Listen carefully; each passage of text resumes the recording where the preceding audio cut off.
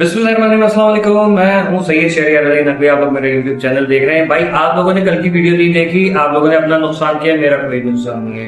अल्ताफ हुसैन साहब के हवाले से मैंने कुछ चीज शेयर की है, लेकिन जाहिर है कि आप लोगों को लोकल न्यूज से कोई वो नहीं है, मतलब इंटरनेशनल न्यूज से नहीं है कोई लगाओ। जिनको है उन लोगों के लिए बना रहा हूँ और आप लोग शेयर करें इसको ज्यादा से ज्यादा। आज ईरान ने तबाही मचाई है, उसके ऊपर बात करूंगा।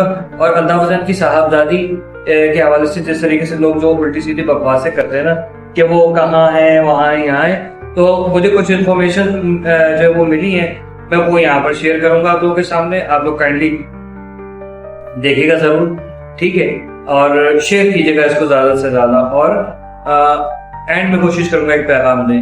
अच्छा, सबसे पहले यहाँ से स्टार्ट करते हैं कि ईरान का दावा है कि अभी तक इसराइल के खिलाफ IRGC ने ये दावा किया है कि अभी तक इसराइल के खिलाफ कोई हमने नए मिसाइल जो है ना वो फायर नहीं किए हैं। जो कुछ भी है पुराना है, यानी कि कितना पुराना है, 2012-2013 का। ये जो मिसाइल अभी ड्रोन्स देख रहे हैं ना हम लोग, ये सारे 2012 और 13 की टेक्नोलॉजी है। अबे 12-13 वाली इनसे नहीं पकड़ी जा रही, ये 2024, 25, 26 वाली कैसे पकड़ेंगे? क्या क्या होगा, क्या उसके अंदर? Wow, I am very curious कि जल्दी से देखें। अच्छा, अब यहाँ पर मिसाइल और वीडियोस के हवाले से मैं बताता हूँ।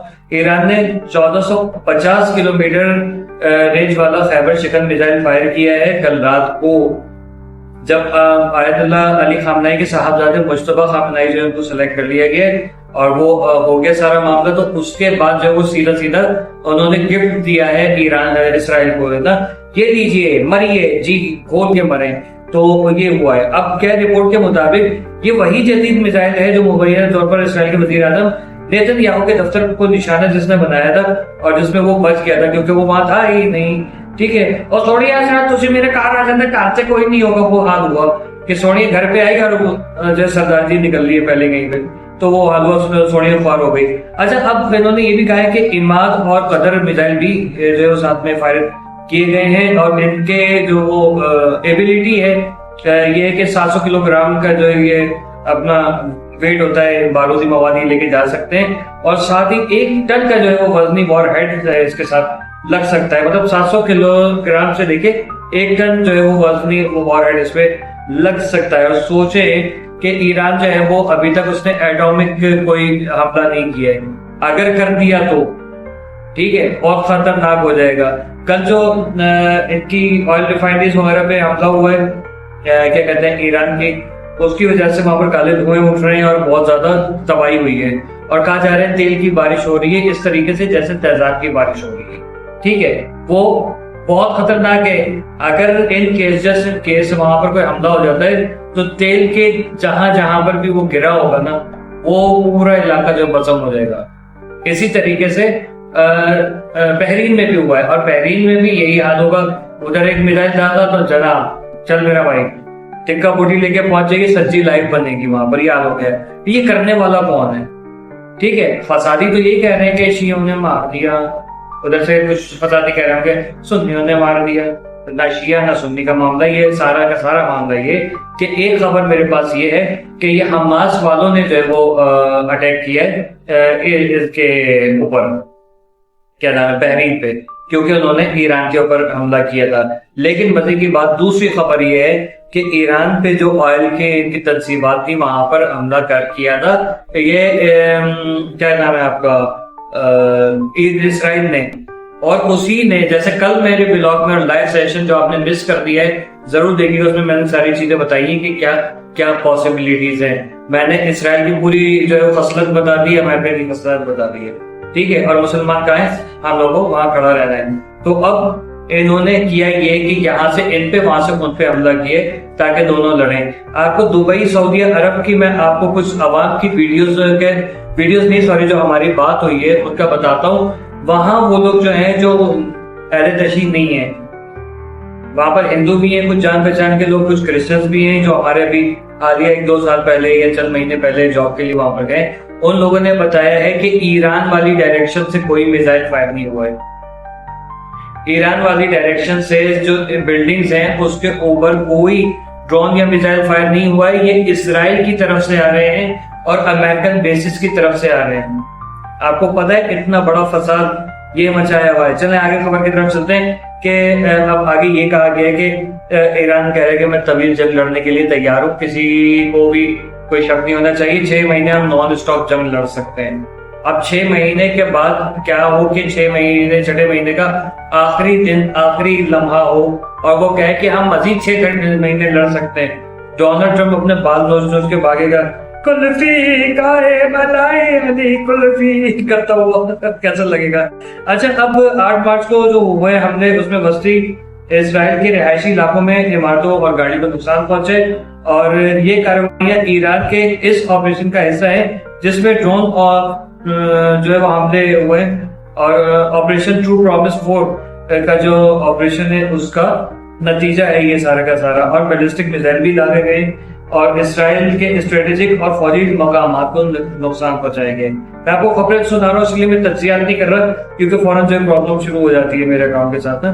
اچھا مختصراً یہ کہ اب ایران اپنی پوری فوجی طاقت کا ابھی اس نے کہا میں اظہار نہیں کیا ہے, مظاہرہ نہیں کیا ہے. جس وقت ہم نے کر دیا تو ان سے برداشت نہیں ہو گئی, ہم نے ابھی کچھ بھی نہیں دکھایا ہے, یعنی کہ پکچر ابھی باقی ہے.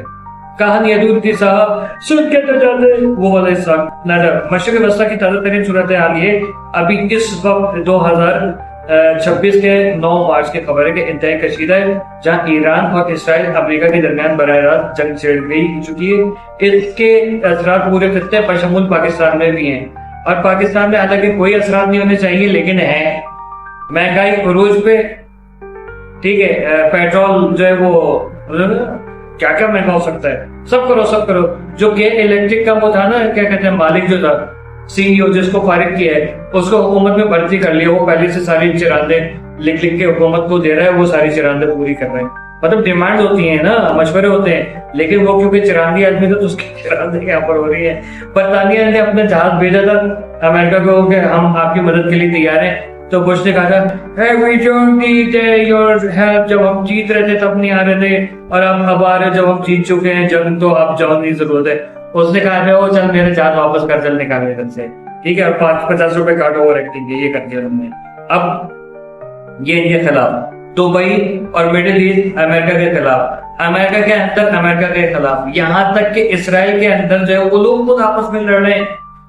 نیتنیاہو کو مرد آباد کے نعرے لگ رہے ہیں, یہودی مرد آباد کے نعرے لگا رہے ہیں, یار بغیر ہم کو مل جائے, اس کے سر کے اوپر چمٹ مارے گا ایسے, اس نے ہمارا بندے مارے, کس قدر جنگ کیا, ہمارا سکون چین سب اجڑا, سالم نصر بخال, یہ چل رہا ہے بھی. اچھا اب انہوں نے کہا کہ ایران نے 10 دنوں کی جنگ میں 1255 افراد جب جاں ہو چکے ہیں, ایران کے اندر شہید ہو چکے ہیں, اور جو مصطفیٰ خامنائی جو وہ ان کو پاسداران انقلاب نے جو وہ سلیکٹ کر لیا ہے. جبکہ ٹرمپ کہہ رہا تھا کہ میں ایسا بندہ لانا چاہتا ہوں, ایسا آیت اللہ لانا چاہتا ہوں کہ جو جنگ سے وہ گریز کرے, مطلب ان کو مارتے رہے, وہ کہہ رہے سر اور مارا پلیز, ٹھیک ہے. برے حالات میں کچھ لوگوں کی طرح جہاز میں بیٹھ کے وہی برطانیہ نکل جائیں یا امریکہ نکل جائیں, وہ چاہ رہے تھے. اچھا یہ تو تھی خبریں. اب میں آپ کو فلسطین کی ذرا سی صورتحال بتاتا ہوں. غزہ اور مغربی کنارے غزہ میں اسرائیلی جارحیت بدستور جاری ہے, جبکہ مقبوضہ مغربی کنارے میں اسرائیلی آباد کاریوں کے حملے میں متعدد فلسطینی شہید ہو چکے ہیں. لبنان نے انخلا یعنی کہ وہاں سے نکلنے کا, لبنان میں اسرائیلی حملوں میں شدت کے باعث جو بعض غیر ملکیوں کا انخلا جاری ہے. روس کے ایک طیارے کے ذریعے 100 سے زائد ایرانی سفارتکاروں کو شہریوں کو بیروت سے نکال دیا گیا, ٹھیک ہے. اور شہری مطلب اب آتے ہیں مین ٹاپک پہ جس کی وجہ سے آپ انتظار کر رہے ہیں. افضل الطاف جو ہے وہ الطاف حسین صاحب کی صاحبزادی ہیں, اور کہاں ہیں کیونکہ لوگوں کو بڑی کچھ لوگوں کو مرچیں لگی ہوئی نا. میں نے کہا یار چلو ہم ذرا جواب دے دیں. افضل الطاف جو ہے وہ اپنے والد الطاف حسین صاحب کے ساتھ لندن میں رہتی ہیں, برطانیہ میں مقیم ہیں. یہ خبر ملی ہے. ان کی تاریخ پیدائش 7 مارچ 2002 کو ہوئی تھی, اور ان کی پرورش لندن میں ہی ہوئی. بہت امپورٹنٹ چیز ہے. مصروفیات اور کیریئر جو سیاست سے دور ہے ان کا. الطاف حسین صاحب کی جو صاحبزادی ہونے کے باوجود افضل الطاف اب تک عملی سیاست میں کوئی ان کا عمل دخل نہیں ہے. یہ دور ہے, نورانی نور سیاست سے دور والا حساب کتاب کیا انہوں نے. ایم کے لندن کی جو جانب سے ان کے سیاست میں آنے کی خبروں کی کئی بار تردید کر دی گئی تھی، ٹھیک ہے، اور تعلیمی اور نجی زندگی جو ہے اس کے حوالے سے کہ وہ اپنی تعلیم لندن ہی کے تعلیمی اداروں میں سے مکمل کر رہی ہیں یا کر چکی ہیں، تاہم ان کے پیشہ ورانہ کیریئر یا ملازمت کے حوالے سے کوئی مخصوص عوامی معلومات دستیاب نہیں ہیں، کیونکہ وہ اپنی زندگی کو منظر عام سے دور رکھنا پسند کرتی ہیں، پرائیویٹ رکھتی ہیں، ٹھیک ہے۔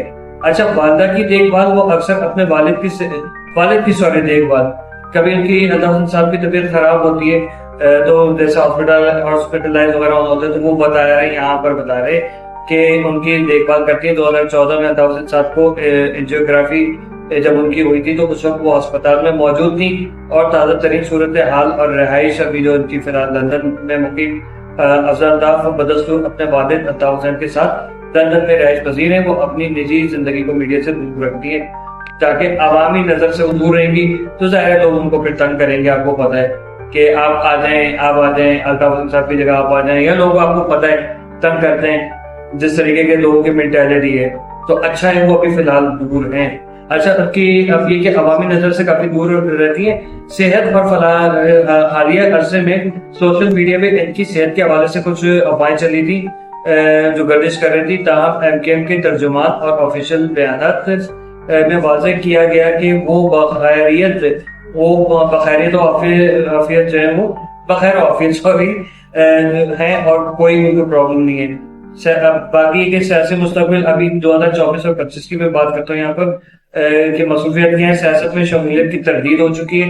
2024-25 کے دوران ایسی خبریں سامنے آئی تھی کہ افضل الطاف شاید پاکستانی سیاست یا MKM لندن میں باقاعدہ کوئی عہدہ سنبھالنے والی ہیں، لیکن MKM لندن سے نے ان خبروں کی باقاعدہ تردید کی اور انہیں بے بنیاد قرار دیا اور گمراہ قرار دیا۔ والدین کا بیان یہ کہ عطا حسین نے بھی اپنے حالیہ بیان میں واضح کیا کہ ان کی بیٹی فی الحال سیاست میں آنے کا کوئی ارادہ نہیں ہے۔ تعلیم، وہ اپنی اعلیٰ تعلیم پر توجہ جو ہے وہ دے رہی ہیں، لیکن ان کے مخصوص تعلیمی شعبہ یا ملازمت یا کیا ہے، کہاں ہے، کن سے ملتی کن سے نہیں ملتی، سب چیزیں جو ہیں وہ سیکیورٹی پرپز کے لیے بالکل وہ کی ہوئی، پرائیویٹ کی ہوئی، پبلک اس کو نہیں کرنا چاہ رہی، جو کہ ایک بہت اچھا اسٹیپ ہے۔ ایسے ہی کریں، کیونکہ یہ آج کل کا دور جو ہے نا وہ شریف لڑکیوں کے لیے نہیں ہے بھائی، ٹھیک ہے۔ یہ بالکل جب تک اس ماحول سے لڑنے کے لیے تیار نہیں ہو جائے نا تب تک پبلک نہ ہو، ہمارا تو یہ مشورہ ہے۔ اچھا، سوشل میڈیا پہ وہ کسی سیاسی اس پہ نظر بھی نہیں آتی، کہیں آپ کو ان کا اکاؤنٹ وغیرہ ان کے نام سے جعلی اکاؤنٹ ضرور ہیں لیکن ان کا اپنا کوئی اکاؤنٹ نہیں ہے، ٹھیک ہے۔ تو خلاصہ یہ ہے اس کا، مطلب لمبے وقت افضل الطاف اس وقت لندن میں نجی زندگی گزار رہی ہیں، خاموشی سے اپنے تعلیم حاصل کر رہی ہیں، سادگی سے زندگی گزار رہی ہیں۔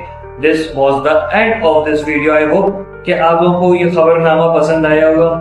ذرا سا تجزیہ میں نے شامل کیا کیونکہ زیادہ ایڈوانس ہو جاتے ہیں جیسے ایران اسرائیل کے حوالے سے تو یوٹیوب کو بڑا برا لگتا ہے، تو ہمیں اس کی جو SOPs ہیں یوٹیوب کی کمیونٹی گائیڈ لائن ہے اس کو فالو کرنا ہوتا ہے، ٹھیک ہے۔ Thank you so much everybody for joining in, اور میری کل کی ویڈیو کل رات کا لائیو ضرور دیکھیے گا، آپ لوگوں کو بہت امپورٹنٹ اس میں چیز پتہ چلے گی۔ ٹل دین اپنے پیاروں کا خیال رکھیے گا۔ اللہ حافظ۔ پاکستان زندہ باد، پاکستان پائندہ باد، جی